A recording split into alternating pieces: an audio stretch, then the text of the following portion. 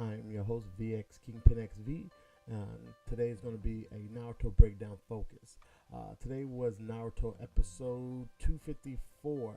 Um, this was a really good episode. It really started off exactly where it left off, with Kisame getting away and B going after him. Of course, B fails, so the intel gets out about the enemy stronghold, what's going on with the Shinobi Fourth Great Ninja War. Basically, with this going on, um, things have to start changing. They have to go ahead and tell Naruto what his mission is, what he's there for on the island, and what he has to do. Naruto's fooled by the fact that he thinks this is a mission of his intelligence, kind of like a mission for Shikamaru. He even stated that, maybe everybody's now noticing that how smart he is, or whatever the case may be. We know he's not intelligent, so we know this is strictly to trick him. Besides that, after the first beginning half of the show, it goes to what's his name? I can't even remember. What's the guy's name? Toby, Madara, whatever you want to call him. Kabuto, his sneaky behind, and Zetsu. They're in the caverns having a meeting, and he's like, "I'll go after the Nine Tail and kill a bee." Kabuto must be beastly to have a trick up his sleeve, because I'm like, how does he make that kind of challenge? And he's talking to Toby or whatever, and they're like discussing things, trying to figure out what they're going to do. He's like, well, if I can't do that, I'll take one of the Zetsus instead. And Zetsu's like, Toby, what will you do? Make a decision. And he was like, I'll give you one of the Zetsus. So he takes him down to the cavern, and lo and behold, there's the Guido statue, where it's holding the chakra of the Ten-Tail power, and it has the cells of the Senju Hashima within the statue itself. So somehow or another, he mixed the power of that chakra and the power of the Senju to create all the Zetsus. It's about 100,000 or so that he's going to use for the battle. And it's just, he's been cultivating this for a long period of time. He says it takes a lot of chakra. And then I was thinking about Orochimaru. I said Orochimaru was a sneaky bastard, but I said, man, this whole experimenting thing was on a complete level that Toby was able to pull off. It was completely different than Kabuto and Orochimaru could ever dream of. It was beyond them.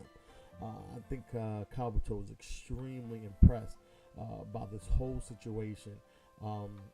It was just showing what was to come, what was it going to be like, and it was all underwater, and it's something that's literally been growing for a long period of time. So now we get a little more background what makes Zetsu so powerful. Makes him such a good villain or whatever. I mean, it's not that he's such a good villain. He was made for a specific purpose, and this specific purpose was battle. So the Shinobi Allied forces got about 80,000 Shinobi. They got about 100,000 Zetsus, or those clones or whatever you want to call them. Question is, are they powerful? What can they do? What kind of jutsus do they have? Are they really going to be able to go up against skilled Shinobi who's been trained since birth to deal with certain things, who have something to fight for, who have the will of fire, as you may say? It's really hard to say at this point. I'm not 100% sure if that's going to be a really good fight. I guess that's why Kishimoto doesn't really focus on it 110%. It's really not that big of a deal. So it's whatever.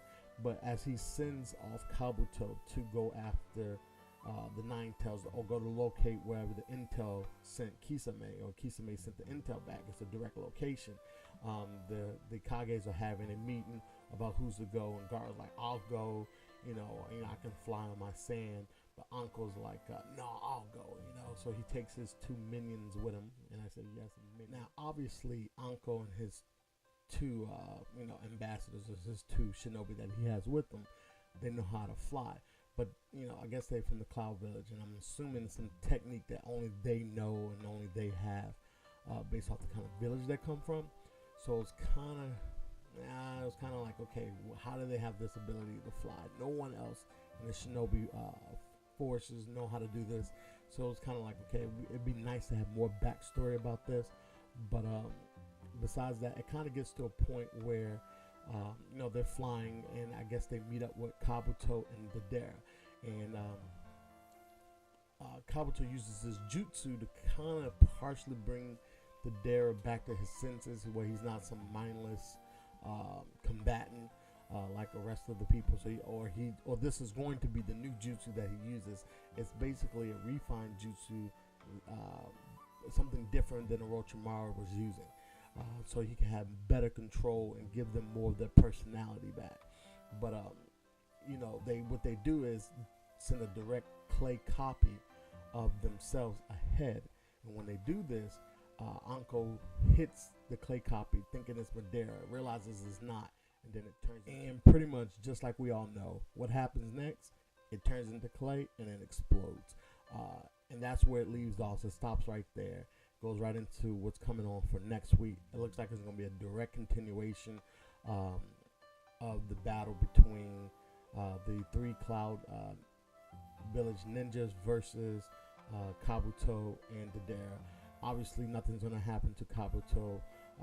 Dodera might get defeated because Kabuto is going to come up with this. If you keep up with the mangas, nothing's going to happen. So, but hopefully, it's going to be a good fight. It really wasn't that big of a deal in the manga, so hopefully, we'll see what direction they go with this.